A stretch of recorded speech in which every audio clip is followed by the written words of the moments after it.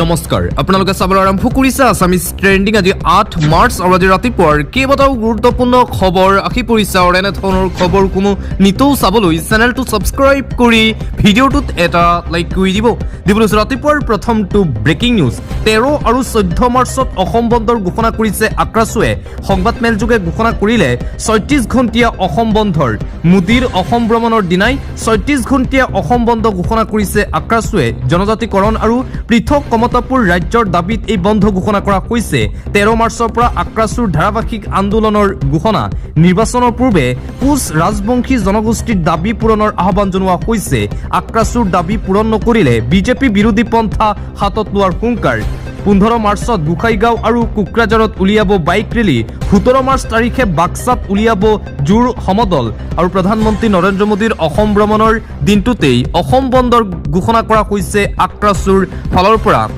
দিবলৈ চোৱা আন এটা গুৰুত্বপূৰ্ণ খবৰ জুবিন গাৰ্গৰ ন্যায় বিচাৰি পুনৰবাৰ আৱেগিক হৈ পৰিছে জুবিন গাৰ্গৰ পত্নী গৰিমা শইকীয়া গাৰ্গ মোৰ দেউতা আইচিইউত আছে মা যথেষ্ট অসুস্থ জুবিনৰ ন্যায়ৰ অপেক্ষাত প্ৰতিদিনেই দেউতাৰ স্বাস্থ্যৰ অৱনতি ঘটিছে আমাৰ কথাটো বাদেই অন্তত ঘৰৰ বয়সীয়াল মানুহকেইজনৰ কথা চৰকাৰখনে ভাবক জুবিন নোহোৱা হোৱাৰ কথা তেওঁলোকে সহ্য কৰিব পৰা নাই এইদৰে জুবিন গাৰ্গৰ ন্যায়ৰ সন্দৰ্ভত পুনৰবাৰ আৱেগিক হৈ পৰিছে জুবিন গাৰ্গৰ পত্নী গৰিমা শইকীয়া গাৰ্গ আৰু জুবিন গাৰ্গৰ ন্যায় বিচাৰি এতিয়াও সামাজিক মাধ্যমত অব্যাহত আছে জাষ্টিছ ফৰ জুবিন গাৰ্গ আৰু আপোনালোকে প্ৰকৃত জুবিন অনুৰাগী যদি তেন্তে কমেণ্টত #জাষ্টিছ ফৰ জুবিন গাৰ্গ লিখি দিয়ক পুনৰবাৰ সামাজিক মাধ্যমত সক্ৰিয় হৈছে জুবিন গাৰ্গৰ ন্যায় বিচাৰি কৰা দাবী আৰু এইদৰে পুনৰবাৰ জুবিন গাৰ্গৰ ন্যায় বিচাৰি আৱেগিক হৈ মন্তব্য প্ৰকাশ কৰিছে জুবিন গাৰ্গৰ পত্নী গৰিমা শইকীয়া গাৰ্গে দিবলৈ চোৱা খবৰ প্ৰদেশ কংগ্ৰেছৰ সভাপতি গৌৰৱ গগৈৰ বিৰুদ্ধে এইবাৰ সৰব হৈ পৰিছে কেন্দ্ৰীয় মন্ত্ৰী পবিত্ৰ মাৰ্ঘেৰিটা সাহস আছে যদি গৌৰৱ গগৈয়ে মিয়াৰ ভোট নালাগে বুলি মুকলিকৈ কওক যি মিয়াই সত্ৰ নামঘৰ বেদখল কৰিছে তেওঁলোকৰ ভোট নালাগে বুলি কওক গৌৰৱ গগৈয়ে খিলঞ্জীয়াৰ অধিকাৰ কাৰ্ষি বনাঞ্চল ধ্বংস কৰা মিয়াৰ ভোট নালাগে বুলি কওক গৌৰৱ গগৈয়ে আমি মুকলিকৈ কৈছো আমাক মিয়াৰ ভোট নালাগে তিতাবৰৰ পৰাই গৌৰৱ গগৈক এই চেলেঞ্জ প্ৰদান কৰিছে কেন্দ্ৰীয় মন্ত্ৰী পবিত্ৰ মাৰ্ঘেৰিটাই প্ৰদেশ কংগ্ৰেছৰ সভাপতি গৌৰৱ গগৈক এইবাৰ অপেন চেলেঞ্জ প্ৰদান কৰিছে পবিত্ৰ মাৰ্ঘেৰিটাই মিয়াৰ প্ৰসংগ উত্থাপন কৰি পুনৰবাৰ প্ৰদেশ কংগ্ৰেছৰ সভাপতি গৌৰৱ গগৈৰ বিৰুদ্ধে এইদৰে আক্ৰমণাত্মক ৰূপত দেখিবলৈ পোৱা গ'ল কেন্দ্ৰীয় মন্ত্ৰী পবিত্ৰ মাৰ্ঘেৰিটাক লগতে পবিত্ৰ মাৰ্ঘেৰিটাৰ মন্তব্য সাংবাদিক এগৰাকীয়ে এটা চেনেল এৰি আন এটা চেনেলত যোগদান কৰিব পাৰে ৰাজনৈতিক নেতা এগৰাকীয়ে এটা দলৰ প্ৰতি অনিশা প্ৰকাশ কৰি আন এটা দলত যোগদান কৰিব পাৰে সেইটো ব্যক্তিগত কথা পবিত্ৰ মাৰ্ঘেৰিটাৰ এই মন্তব্য ভূপেন বৰাৰ বিজেপি যোগদান কৰাৰ পিছতেই ব্যাপক বিতৰ্কৰ সৃষ্টি হৈছিল সমগ্ৰ অসমতেই ভূপেন বৰা কংগ্ৰেছ দল ত্যাগ কৰি বিজেপিলৈ যোৱাৰ বাবে ভূপেন বৰাক বিভিন্নজনে সমালোচনা কৰিছিল আৰু ইয়াকে লৈ আজি সাংবাদিকৰ আগত এইদৰে মন্তব্য কৰে কেন্দ্ৰীয় মন্ত্ৰী পবিত্ৰ মাৰ্ঘেৰিটাই দিবলৈ চোৱা আন এটা গুৰুত্বপূৰ্ণ খবৰ সমষ্টিক লৈ আমবাৰীত উত্তপ্ত পৰিস্থিতিৰ সৃষ্টি হৈছে মধ্য গুৱাহাটী বিজেপিক নিদিয়ে অসম গণ পৰিষদে বিজেপিৰ বিৰুদ্ধে তীব্ৰ ক্ষোভ এতিয়া দেখিবলৈ পোৱা গৈছে অসম গণ পৰিষদৰ নেতা কৰ্মীসকলৰ প্ৰচণ্ড সংঘাতৰ সূত্ৰপাত হৈছে আমবাৰীত মুঠতে অগপ বিজেপিৰ মাজত মুকলি কাজিয়া আমবাৰীৰ অসম গণ পৰিষদৰ মুখ্য কাৰ্যালয়ত উত্তপ্ত পৰিস্থিতি এজেপিৰ অফিচত কাজিয়া মধ্য গুৱাহাটী সমষ্টিত ৰমেন্দ্ৰ নাৰায়ণ কলিতাক প্ৰাৰ্থিত্ব দিয়াৰ দাবী সমষ্টিটো বিজেপিক এৰি নিদিয়াৰ দাবীৰে ভালেসংখ্যক নেতা কৰ্মীৰ তীব্ৰ প্ৰতিবাদ দেখিবলৈ পোৱা গৈছে কোনো কাৰণতেই মধ্য গুৱাহাটী বিজেপিক নিদিয়ে অসম গণ পৰিষদে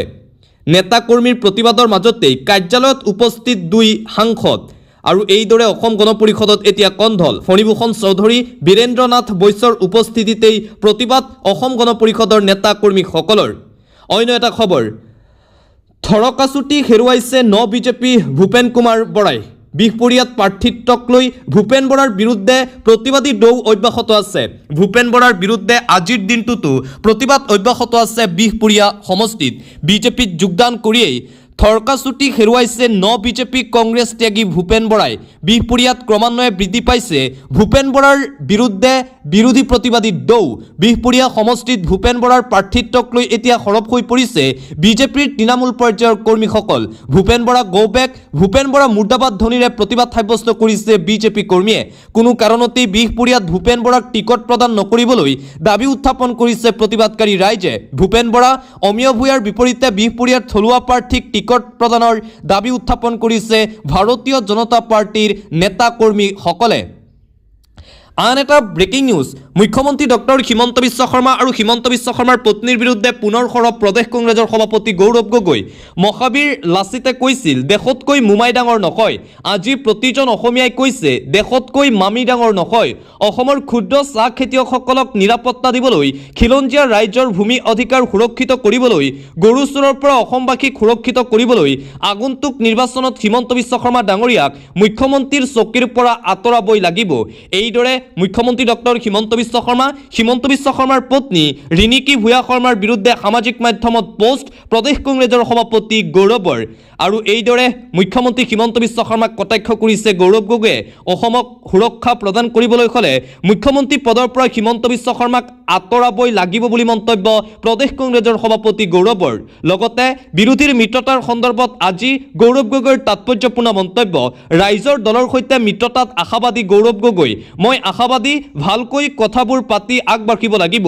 টিকট লাভৰ পিছত প্ৰথমবাৰলৈ যোৰহাটলৈ বুলি ৰাওনা গৌৰৱ গগৈ। যাত্ৰাৰ সময়তেই ৰাইজৰ দলৰ সৈতে মিত্ৰতাক লৈ এই প্ৰতিক্ৰিয়া প্ৰকাশ কৰিছে গৌৰৱ গগৈয়ে। বিৰোধীৰ মিত্ৰতাক লৈ ব্যাপক বিতৰ্ক চলি আছে। ৰাইজৰ দল কংগ্ৰেছৰ মিত্ৰতা নহ'ব বুলি আলোচনা চলি আছে। তাৰ মাজতেই বিৰোধীৰ মিত্ৰতাৰ সন্দৰ্ভত আজি এইদৰে প্ৰতিক্ৰিয়া প্ৰকাশ কৰে গৌৰৱ গগৈয়ে। আৰু আনপিনে পুনৰবাৰ ফেচবুক লাইভ যোগে মন্তব্য কৰিছে অখিল গগৈয়ে। বহুত আন্তৰিকতাৰে মিত্ৰতাৰ যুঁজ দি আছিলোঁ আৰু এতিয়া এনেকুৱা অনুভৱ হৈছে যে আমি এই মিত্ৰতাৰ যুঁজখনত হাৰিবলৈ গৈ আছোঁ। এইটো চিন্তাৰ বাবেই মই যোৱা 30 দিন ধৰি ভালকৈ কাম কাজ কৰিব পৰা নাই। ফেচবুক লাইভ যোগে মিত্ৰতাৰ সন্দৰ্ভত এইদৰে মন্তব্য কৰিছে শিৱসাগৰ সমষ্টিৰ বিধায়ক তথা ৰাইজৰ দলৰ সভাপতি অখিল গগৈয়ে। মিত্ৰতাৰ প্ৰতি যেন এতিয়া এক প্ৰকাৰ হাৰ মানিছে অখিল গগৈয়ে। কংগ্ৰেছৰ পৰা কোনো ধৰণৰ সঁহাৰি নাপাই বিধায়ক অখিল গগৈয়ে ফেচবুক লাইভ যোগে এইদৰে মন্তব্য কৰে। অন্য এটা খবৰ, ব্ৰিটিছ জোৱাইৰ আগত আত্মসমৰ্পণ কৰা দলৰ লগত নাথাকো। কংগ্ৰেছ সদায় মিয়াৰ ভোট পৈতৃক সম্পত্তি বুলি ভাবে। অখিল গগৈৰ বিৰুদ্ধে অভিযোগ আনি ৰাইজৰ দল ত্যাগ, জলেশ্বৰ সমষ্টিৰ প্ৰাৰ্থিত্ব প্ৰত্যাশী গোলাম বাবু কিব্ৰিয়াৰ। আৰু এইদৰে ৰাইজৰ দলৰ নেতাগৰাকীয়ে ৰাইজৰ দল ত্যাগ কৰি ৰাইজৰ দল আৰু কংগ্ৰেছ দলৰ বিৰুদ্ধে কেইবাটাও বিস্ফোৰক মন্তব্য কৰিছে। মিয়াৰ ভোটক পৈতৃক সম্পত্তি বুলি ভাবে কংগ্ৰেছ দলে, মন্তব্য গোলাম বাবু কিব্ৰিয়াৰ। আন এটা পলিটিকেল ব্ৰেকিং নিউজ, প্ৰদেশ কংগ্ৰেছত পুনৰবাৰ মুখম আঘাত দেখিবলৈ পোৱা গৈছে। এইবাৰ কংগ্ৰেছ এৰিলে এপিচিচিৰ মুখপাত্ৰ তথা কংগ্ৰেছী নেতা ৰাতুল কলিতাই। নলবাৰীত টিকট বঞ্চিত হৈ যোগ্য কংগ্ৰেছীক বঞ্চিত কৰাৰ অভিযোগ ৰাতুল কলিতাৰ। আজি ৰাজীৱ ভৱনৰ সন্মুখত আহি নিজৰ ক্ষোভ উজাৰিলে আৰু ক'লে যিটো সময়ত কংগ্ৰেছৰ বেয়া অৱস্থা আছিল সেইটো সময়ত কংগ্ৰেছৰ বাবে মই নিষ্ঠা সহকাৰে কাম কৰিছিলোঁ, কিন্তু এই কংগ্ৰেছ দলে এতিয়া মোক গুৰুত্ব নিদিলে। এইদৰে ক্ষোভ উজাৰি কংগ্ৰেছ দল ত্যাগ কৰিছে ৰাতুল কলিতাই। অন্য এটা খবৰ, মহানগৰীৰ চচলত সদৌ অসম চৰকাৰী NPS কৰ্মচাৰী সংস্থাৰ উদ্যোগত প্ৰতিবাদী কাৰ্যসূচী ৰূপায়ণ কৰা হৈছে। পুৰণা পেঞ্চন নীতি প্ৰৱৰ্তনৰ দাবীত এই প্ৰতিবাদী কাৰ্যসূচী ৰূপায়ণ কৰা হয়। নিৰ্বাচনৰ পূৰ্বে পুৰণা পেঞ্চন নীতি বাহাল ৰখাৰ দাবী, অন্যথা 2026 চনৰ বিধানসভা নিৰ্বাচনত চৰকাৰক উচিত প্ৰত্যুত্তৰ দিয়াৰ হুংকাৰ প্ৰতিবাদকাৰী ৰাইজৰ। সদৌ অসম চৰকাৰী NPC গুৰুত্বপূৰ্ণ খবৰ, ইন্ধনৰ নাটনি, মধ্যপ্ৰাচ্যৰ যুদ্ধৰ বাবে বিশ্বৰ বিভিন্ন ৰাষ্ট্ৰত এতিয়া খাৰুৱা তেলৰ নাটনি দেখিবলৈ পোৱা গৈছে। ভাৰততো পৰিব ইয়াৰ ব্যাপক প্ৰভাৱ। বিশ্বত ভয়ংকৰ প্ৰভাৱ পৰাৰ দিশে মধ্যপ্ৰাচ্যৰ সেই ভয়ংকৰ যুদ্ধৰ। ইজৰাইল আমেৰিকাৰ যুদ্ধৰ বাবে এতিয়া ইন্ধনৰ নাটনি দেখিবলৈ পোৱা গৈছে বিভিন্ন ৰাষ্ট্ৰত। পেট্ৰল ডিজেলৰ ব্যাপক নাটনিয়ে দেখা দিছে চুবুৰীয়া ৰাষ্ট্ৰ পাকিস্তানত। তাৰ মাজতেই চৰকাৰে বৃদ্ধি কৰিলে পেট্ৰল ডিজেলৰ দাম পাকিস্তানত অভাৱনীয় হাৰত বৃদ্ধি পাইছে। 55 টকাকৈ বৃদ্ধি পালে পেট্ৰল আৰু ডিজেলৰ প্ৰতি লিটাৰৰ মূল্য। পাকিস্তানৰ বকু তেল ডিপোত অভাৱনীয় ভিৰ দেখিবলৈ পোৱা গৈছে। মুঠতে মধ্যপ্ৰাচ্যৰ যুদ্ধৰ বাবে এই হাহাকাৰ। যান বাহনৰ দীঘলীয়া শাৰী দেখা গৈছে তেল ডিপোসমূহত। বাহনত পেট্ৰল ডিজেল ভৰাবলৈ ঘণ্টা ঘণ্টা ধৰি অপেক্ষা কৰিছে ৰাইজে। ভাৰততো তেলৰ দাম বৃদ্ধি পোৱাৰ পূৰ্ণ সম্ভাৱনা আছে। আন এটা গুৰুত্বপূৰ্ণ খবৰ, ইৰাণৰ ৰক্ষা কৰিব চীন ৰাছিয়াই। আমেৰিকান সেনাৰ বিৰুদ্ধে হ'ব অভিযান। ইৰাণৰ পক্ষত ডাল হৈ থিয় দিলে ৰঙা চীন। দেৱাল হৈ ইৰাণক সুৰক্ষা দিবলৈ আগুৱাই আহিছে এতিয়া চীন ৰাষ্ট্ৰ। ইৰাণক সকলো ফালৰ পৰা সহায় কৰি আছে ৰঙা চীনে। ধাৰাবাহিকভাৱে ইৰাণক সকলো যোগান ধৰিছে চীনে। আমেৰিকাই ইৰাণত কৰা আক্ৰমণৰ পোনপটীয়া বিৰোধিতা কৰিছে চীনে। ইৰাণত অস্ত্ৰ মিছাইল চীনে যোগান ধৰাৰ সন্দেহ কৰিছে আমেৰিকাই। ইৰাণক সহায়ৰ ক্ষেত্ৰত বহু হিত জড়িত হৈ আছে চীনৰ। ইৰাণ আৰু চীনৰ আছে শক্তিশালী বাণিজ্যিক সম্পৰ্ক। ইৰাণে চীনক দৈনিক প্ৰায় 13ৰ পৰা 14 লাখ বেৰেল খাৰুৱা তেল যোগান ধৰে। আনফালে হঠাৎ ইৰাণ ইজৰাইলৰ যুদ্ধত এণ্টি মাৰিলে ৰাছিয়াই। ইৰাণৰ পক্ষলৈ শক্তিধৰ ৰাছিয়াৰ পুটিনে আগবঢ়ালে সহায়ৰ হাত। ইৰাণৰ সহায় হোৱাকৈ ৰাছিয়াই আগবঢ়াইছে চোৰাংচোৱা তথ্য। আমেৰিকাৰ যুদ্ধজাহাজ আৰু বিমানৰ অৱস্থিতি ইৰাণক জনাব ৰাছিয়াই। অৱস্থিতি জানিলেই সঠিক স্থানৰ পৰা সঠিক সময়ত আক্ৰমণ চলাব পাৰিব ইৰাণে। শেহতীয়াকৈ চীন আৰু ৰাছিয়াই ইৰাণক সমৰ্থন কৰিছে।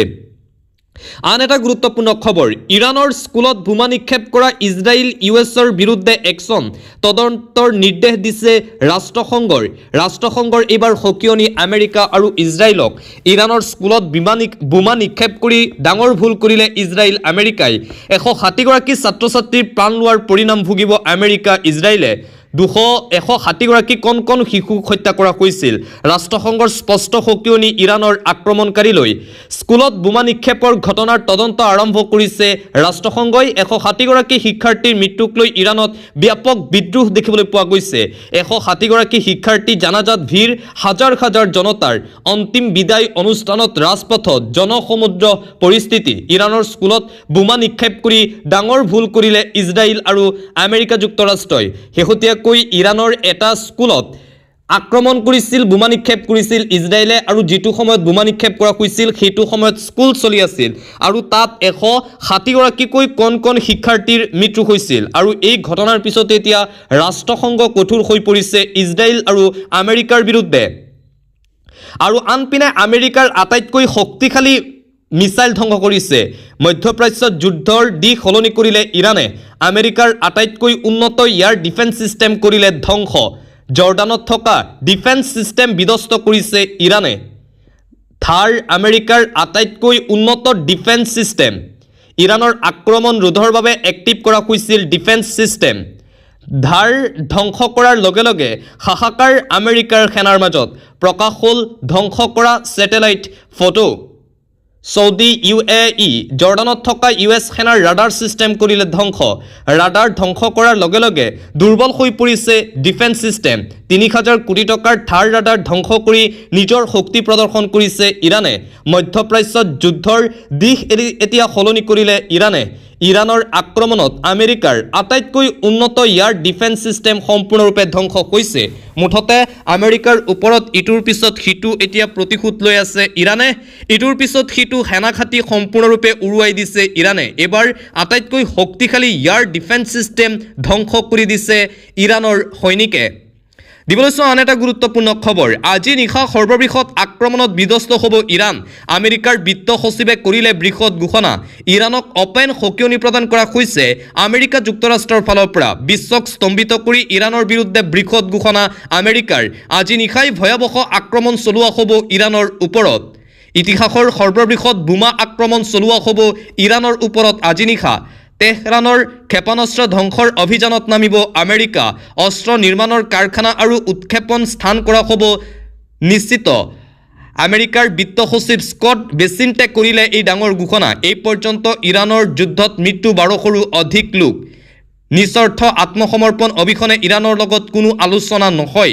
ইৰাণৰ জনসাধাৰণে চৰকাৰ উৎখাত নকৰিলে পৰিণাম হ'ব ভয়ংকৰ। জনসাধাৰণে চৰকাৰ উৎখাত নকৰিলে নিশ্চিত মৃত্যুৰ সন্মুখীন হ'ব ইৰাণ যুদ্ধৰ মাজতে ইৰাণক অন্তিম সকিয়নি ডোনাল্ড ট্ৰাম্পৰ যুদ্ধৰ মাজতে ইজৰাইলক 51 মিলিয়ন অস্ত্ৰ যোগানৰ তৎপৰ বিশ্বক স্তম্ভিত কৰি ইৰাণৰ বিৰুদ্ধে এই ডাঙৰ ঘোষণা কৰিছে আমেৰিকা যুক্তৰাষ্ট্ৰই আজি নিশাটোৰ ভিতৰতে ইৰাণৰ ওপৰত সৰ্ববৃহৎ আক্ৰমণ কৰিবলৈ এতিয়া সাজু হৈ পৰিছে আমেৰিকা যুক্তৰাষ্ট্ৰই যদি ইৰাণে এই যুদ্ধত আত্মসমৰ্পণ নকৰে তেন্তে ইয়াৰ পৰিণাম ভয়ংকৰভাৱে ভুগিব লাগিব ইৰাণে এইদৰে আমেৰিকা যুক্তৰাষ্ট্ৰৰ ফালৰ পৰা ইৰাণক ইটোৰ পিছত সিটো সকিয়নি প্ৰদান কৰা হৈছে আৰু আনপিনে ইৰাণেও আমেৰিকাৰ এই সকিয়নিৰ পিছতেই ইৰাণেও দিছে হুংকাৰ আমেৰিকা ইজৰাইলৰ ওপৰতো ভয়ংকৰ আক্ৰমণৰ হুংকাৰ প্ৰদান কৰিছে ইৰাণে অন্য এটা খবৰ বিদেশী ঘোষিত মহিলাক ভাৰতীয় নাগৰিকত্ব CAAৰ জৰিয়তে ভাৰতীয় নাগৰিকত্ব পালে দীপালী দাসে পুনৰবাৰ কাৰ অধীনত নাগৰিকত্ব লাভ কৰিছে এগৰাকী মহিলাই বিদেশী ঘোষিত মহিলাই অসমত পালে ভাৰতীয় নাগৰিকত্ব CAAৰ জৰিয়তে পাইছে নাগৰিকত্ব CAAৰ জৰিয়তে এগৰাকী মহিলাক ভাৰতীয় কৰা হৈছে কাছাৰৰ 60 বছৰীয়া দীপালী দাসক প্ৰদান কৰা হৈছে ভাৰতীয় নাগৰিকত্ব 2019 চনত মহিলাগৰাকী বিদেশী ঘোষণা কৰিছিল বিদেশী ন্যায়াধিকৰণে 1988 চনত বাংলাদেশৰ পৰা মহিলাগৰাকী প্ৰৱেশ কৰিছিল ভাৰতত পৰিয়ালসহ দীৰ্ঘদিন ধৰি বসবাস কৰি ৰাখিছিল কাছাৰৰ হাৱানথাঙত 2 বছৰ ধৰি ডিটেনশ্যন কেম্পত বন্দী হৈ আছিল মহিলাগৰাকী হিলছৰ কেন্দ্ৰীয় কাৰাগাৰৰ ডিটেনশ্যন কেম্পত বন্দী হৈ আছিল বিদেশী ঘোষিত দীপালী দাস নামৰ মহিলাগৰাকী CAAৰ জৰিয়তে নাগৰিকত্বৰ বাবে আবেদন কৰিছিল দীপালী দাসে অৱশেষত পাইছে ভাৰতীয় নাগৰিকত্ব 2025 চনৰ ফেব্ৰুৱাৰী মাহত দীপালী দাসে কৰিছিল নাগৰিকত্বৰ বাবে আবেদন 2 বছৰৰ অন্তত উচ্চ ন্যায়ালয়ৰ নিৰ্দেশত মুকলি আকাশৰ তললৈ দীপালী দাস অন্য এটা খবৰ পুনৰ বৃদ্ধি পালে ৰন্ধন গেছৰ চিলিণ্ডাৰৰ দাম ঘৰুৱা চিলিণ্ডাৰত 60 টকালৈ দাম বৃদ্ধি জানিলক আপোনাৰ অঞ্চলত চিলিণ্ডাৰৰ দাম কিমান পুনৰবাৰ বৃদ্ধি পাইছে গেছ চিলিণ্ডাৰৰ মূল্য গেছ চিলিণ্ডাৰে এতিয়া জলাকলা খুৱাইছে সৰ্বসাধাৰণ ৰাইজক ঘৰুৱা চিলিণ্ডাৰত 60 টকাকৈ দাম বৃদ্ধি পাইছে বাণিজ্যিক চিলিণ্ডাৰত বৃদ্ধি পালে 115 টকাকৈ 14.2 কিলো ওজনৰ ঘৰুৱা ৰন্ধন গেছৰ চিলিণ্ডাৰৰ মূল্য 962 টকা পৰ্যন্ত বৃদ্ধি এই নিৰিখ অনুসৰি দিল্লীত 913 টকালৈ বৃদ্ধি পাইছে কলকাতাত 939 টকালৈ বৃদ্ধি পাইছে গেছ চিলিণ্ডাৰৰ মূল্য 19 কিলোগ্ৰাম ওজনৰ বাণিজ্যিক চিলিণ্ডাৰৰ মূল্য 2051 টকা পৰ্যন্ত বৃদ্ধি পাইছে আজিয়েই জানিলক আপোনাৰ ৰাজ্যটো ৰন্ধন গেছৰ দাম কিমান আৰু নতুন নিৰিখ প্ৰকাশ কৰা হৈছে পুনৰ বৃদ্ধি পাইছে ৰন্ধন গেছৰ দাম